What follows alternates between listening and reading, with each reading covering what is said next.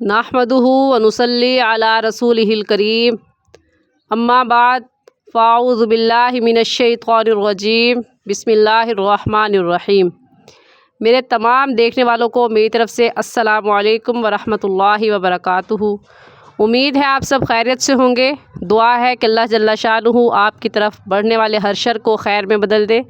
आमीन सुम्मा आमीन। आज का हमारा सबक सूरतुल मुल्क का आज हम आखिरी हिस्सा पढ़ेंगे। सबक के आगाज़ से पहले सूरतुल मुल्क की आपको फ़जीलत बयान करना चाहूँगी कि जब भी आप रात को सोएं तो सोने से पहले सूरतुल मुल्क को पढ़कर सोएं, क्योंकि आप सल्लल्लाहु अलैहि वसल्लम ने इरशाद फरमाया कि कुरान की 30 आयात की एक सूरत है और वो सूरत अपने पढ़ने वाले की अल्लाह ताला के यहाँ सिफारिश करेगी और तब तक सिफारिश करती रहेगी जब तक कि उसे बख्श ना दिया जाए, हत्ता कि उस बंदे को बख्श दिया जाएगा। और वो 30 आयात की एक सूरत जो है उसका नाम है सूरतुल मुल्क। तो ये सूरतुल मुल्क ये कब्र की हौलनाकियों से बचाती है। कब्र की हौलनाकियाँ, इससे हमें हर वक्त डरते रहना चाहिए और इससे बचने का आसान तरीका हमारे प्यारे नबी सल्लल्लाहु अलैहि वसल्लम ने बता दिया। वो ये कि जो शख्स रात में सूरतुल मुल्क पढ़कर सोएगा तो ये सूरत उसकी सिफारिश करवाएगी, हत्ता कि उससे जन्नत में दाखिल फरमा देगी। इसके साथ साथ कब्र में तो ये हमारी सिफारिश करवाएगी कब्र के अज़ाब से बचाएगी। हशर में भी हमारी सिफारिश करवाएगी जब तक जन्नत में उस बंदे या बंदी को जो सूरतुल मुल्क पढ़कर सोता है ये नहीं दाखिल करवाएगी, तब तक ये उसका साथ नहीं छोड़ेगी। सुभान अल्लाह। तो इस फ़जीलत को सुनकर अगर आप सूरतुल मुल्क रात को पढ़कर सोते हैं तो बहुत अच्छी बात है, और अगर नहीं सोते तो आज से ये पक्का और सच्चा अहद कर लें कि हम इंशाअल्लाह सुम्मा इंशाअल्लाह ये पढ़कर सोएंगे, ताकि कब्र की सख्ती से, कब्र के अज़ाब से, कब्र की हौलनाकियों से अल्लाह ताला हमारी हिफाजत फरमाए। आप सल्लल्लाहु अलैहि वसल्लम के दामाद हज़रत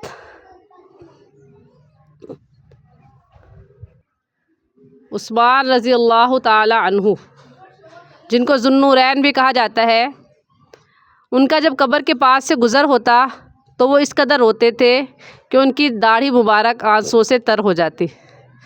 सहाबा ने पूछा कि हज़रत उस्मान रज़ी अल्लाह अन्हु से कि आप जन्नत या जहन्नम का तज़किरा सुनते हैं, इस कदर नहीं रोते जिस कदर कब्र का तज़किरा सुनकर आप रोते हैं। तो उन्होंने फरमाया कि ये कब्र जो है आखिरत की मंजिलों में से सबसे पहली मंजिल है। तो मैं इसलिए डरता हूँ कि अगर मैं इस मंजिल में फ़ेल हो गया तो बाकी मंजिलें भी मेरे लिए मुश्किल हो जाएंगी, और अगर इसमें पास हो गया तो बाकी मंजिलें मेरे लिए आसान हो जाएंगी। तो इसलिए मैं रोता हूँ कि कब्र का मामला सख्त है, कहीं मैं इसमें फ़ेल ना हो जाऊँ। तो आज के सबक में मैंने आपको ये सबसे आसान तरीका इस कब्र की सख्ती से, कब्र के अज़ाब से, कब्र की हौलनाकी से, कब्र के खौफनाक होने से बचने का सबसे आसान तरीका बता दिया कि आप रात को सोने से पहले क्या पढ़ लिया करें, सूरतुल मुल्क पढ़कर सोया करें। इसकी बरकत से इंशाअल्लाह आप इन तमाम चीज़ों से, कब्र के अज़ाब से, कब्र के अंधेरे से, कब्र की हौलनाकी से, वहशत से, इन सब चीज़ों से अल्लाह ताला आपकी हिफाजत फरमाएंगे और ये सूरत आपका कब्र में भी साथ देगी और इंशाअल्लाह हशर में भी साथ देगी। अल्लाह ताला मुझे भी और आपको भी अमल की तौफीक अता फरमाए। सबक का आगाज़ करते हैं। अऊज़ु बिल्लाहि मिनश्शैतानिर रजीम बिस्मिल्लाहिर रहमानिर रहीम। फलम्मा रअऊहु ज़ुल्फ़तन सीअत वुजूहुल लज़ीना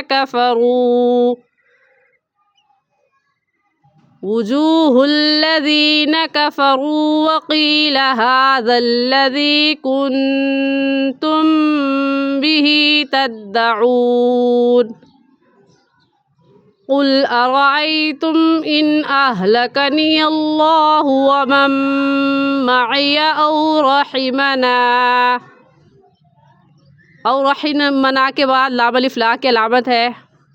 इसका मतलब ये है कि यहाँ पर हमें नहीं ठहरना, और अगर हम ठहर जाते हैं आयत के बड़े होने की वजह से तो मिला कर पढ़ना चाहिए। तो मैं यहाँ पर रुक गई हूँ, मैंने वक्फ़ कर लिया है, तो अब दोबारा से मिला कर पढ़ेंगे। آگے سے شروع نہیں کریں گے۔ تو دوبارہ پڑھیں گے، او رحمنا فمن یجیر الکافرین من عذاب علیم۔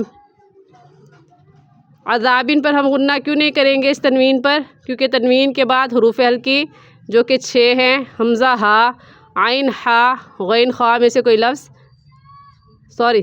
حمزہ ہا، عین ہا، غین خا میں سے حمزہ آ گیا ہے، اس وجہ سے اس تنوین پر ہم غنہ نہیں کریں گے۔ دیکھنے میں الف ہے، پھر ہم اسے حمزہ کیوں کہہ رہے ہیں؟ کیونکہ ہم یہ پڑھ چکے ہیں قاعدہ کہ جس الف کے اوپر زبر، زیر پیش یا جزم آ جائے پھر اسے الف نہیں کہتے بلکہ حمزہ کہتے ہیں۔ تو اب یہاں الف کے اوپر زبر آ گیا ہے، حرکت آ گئی ہے، تو اب اسے الف نہیں کہیں گے بلکہ حمزہ کہیں گے، اور قاعدہ ہے کہ تنوین کے بعد حروف ہلکی میں سے حمزہ آ جائے تو اس پر غنہ نہیں کرتے۔ ایسے پڑھیں گے، من عذاب علیم، من پر بھی نہیں کریں گے کیونکہ نون ساکن کے بعد حروف ہلکی میں سے عین آ گیا ہے۔ قل هو الرحمن آمنا به وعليه توکلنا فستعلمون من هو في ضلال مبین۔ اس آیت میں جیم کی علامت ہے، اور اس علامت کا مطلب یہ ہے کہ یہ وقفے جائز کی علامت ہے، یعنی یہاں پر ٹھہرنا بہتر ہے اور نہ ٹھہرنا بھی جائز ہے۔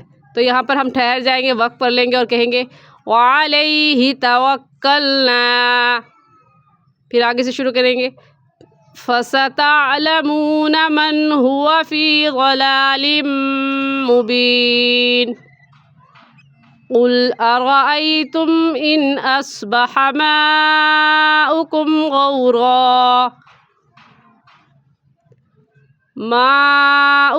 غَوْرًا فَمَنْ يَأْتِيكُمْ بِمَاءٍ مَعِينٍ۔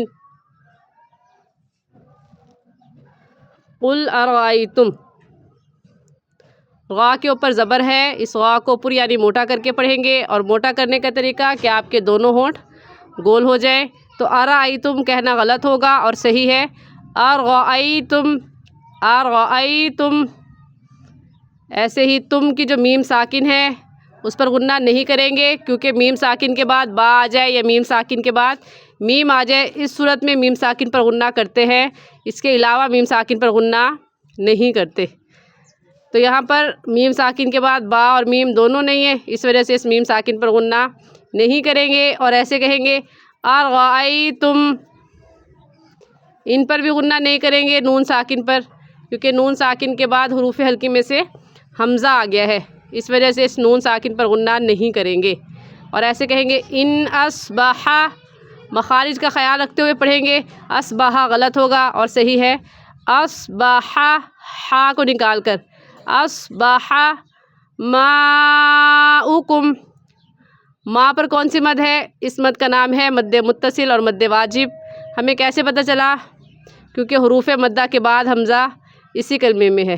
حروف مدہ اس میں الف مدہ ہے، الف سے پہلے زبر آ جائے تو الف مدہ کہلاتا ہے، تو حروف مدہ کے بعد حمزہ اسی کلمے میں آ گیا، اس وجہ سے اس مد کو کہیں گے مد متصل اور مد واجب، اور اس مد کو 4 الف کے برابر کھینچ کر پڑھیں گے، نہ اس سے کم اور نہ ہی اس سے زیادہ۔ ایسے کہیں گے ماؤکم، غورن پر غنہ کریں گے کیونکہ تنوین کے بعد حروف ہلکی جو کہ 6 ہیں، حمزہ ہا، عین ہا، غین خا میں سے کوئی لفظ نہیں آیا، اس لیے اس تنوین پر ہم غنہ کریں گے، اور غنہ ایک الف کی مقدار ناک میں آواز چھپانے کو غنہ کہتے ہیں۔ ایسے پڑھیں گے غورن،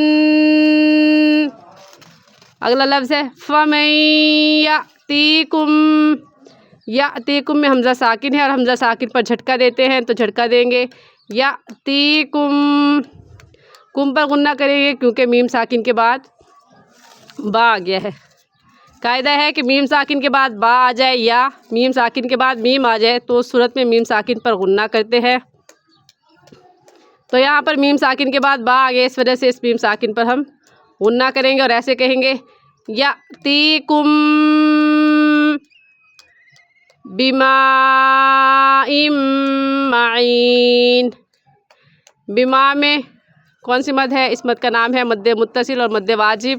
ہمیں کیسے پتہ چلا؟ کیونکہ حروف مدہ کے بعد حمزہ اسی کلمے میں ہے۔ اس میں حروف مدہ الف مدہ ہے، کیونکہ الف سے پہلے زبر آ گیا تو الف مدہ کہلائے گا، اور حروف مدہ کے بعد حمزہ اسی کلمے میں ہے، اس وجہ سے یہاں پر غنہ ہوگا، اور غنہ ادغام کے ساتھ ہوگا۔ ادغام کے ساتھ کیوں ہوگا؟ کیونکہ تنوین کے بعد حروف یرملون میں سے میم آ گیا ہے، اور حروف یرملون 6 ہیں، یا غا میم لام واو نون یرملون، تو ان میں سے میم آ گئی، اس لیے یہاں پر غنہ ادغام کے ساتھ ہوگا۔ اور ادغام کسے کہتے ہیں؟ ادغام کہتے ہیں کہ دو لفظوں کو ایک کر دیا جائے، جیسا کہ میم دیکھنے میں ایک ہے اور پڑھنے میں 2 مرتبہ پڑھا جائے گا، ایک مرتبہ حمزہ کے ساتھ ملا کر اور دوسری مرتبہ خود۔ تو ایسے پڑھیں گے بماء معین۔ امید ہے آج کا سبق آپ کو اچھے سے سمجھ میں آ گیا ہوگا، پھر بھی اگر آپ کچھ پوچھنا چاہتے ہیں تو آپ کمنٹ میں پوچھ سکتے ہیں۔ ایک مرتبہ سے پھر پڑھ کر سنا دیتی ہوں۔ اعوذ باللہ من الشیطان الرجیم، بسم اللہ الرحمن الرحیم۔ فلما رأوه زلفة سیئت وجوہ الذین کفروا وقیل ھذا الذی کنتم بہ تدعون۔